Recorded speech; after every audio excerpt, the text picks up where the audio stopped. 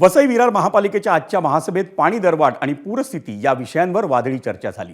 पाणी दरवाढीचा विषय सभागृहासमोर येताच विरोधकांच्या आवाजाची पट्टी वाढली। विरोधी पक्षांच्या सदस्यांनी वाढीव पाणीपट्टीचा निर्णय हा तात्काळ रद्द करण्याची मागणी केली। त्यानंतर सत्ताधारी बहुजन विकास आघाडीनं ही पाणी दरवाढ प्रशासकाच्या कार्यकाळात करण्यात आल्याचं स्पष्ट केलं।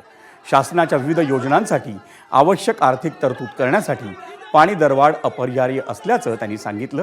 तसंच पाणी दरवाढ रद्द करायची असल्यास त्याबाबतचा ठराव राज्य सरकारकडे पाठवून अंतिम निर्णय घ्यावा अशी भूमिका मांडण्यात आली। पण विरोधकांनी या भूमिकेला तीव्र विरोध करून पाणी दरवाढीबाबत सभागृहातच ठराव मांडून मतदान घेण्याची मागणी केली। त्यानंतर सभागृहात मोठा गदारोळ झाला। अखेर या मुद्द्यावर भाजपच्या नगरसेवकांनी निषेध म्हणून सभात्याग केला। या महत्त्वाच्या चर्चेदरम्यान नालासोपाऱ्याचे आमदार राजन नाईक यांनी प्रेक्षक गॅलरीत उपस्थित राहून सभेच्या कामकाजावर लक्ष ठेवलं होतं। त्यामुळे पाणी दरवाढीचा मुद्दा आता राजकीयदृष्ट्या अधिक तापण्याची चिन्ह दिसतात।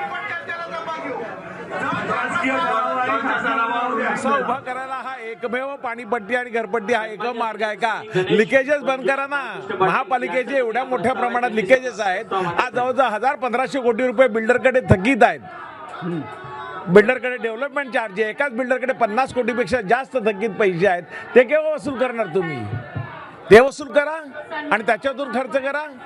त्यामुळे महापालिकेचा ज्या सत्ताधाऱ्यांनी या प्रकारे अशा प्रकारे जी वाढ केली आहे त्याला निश्चितपणे आमचे सगळे नगरसेवक ठामपणे विरोध करणार।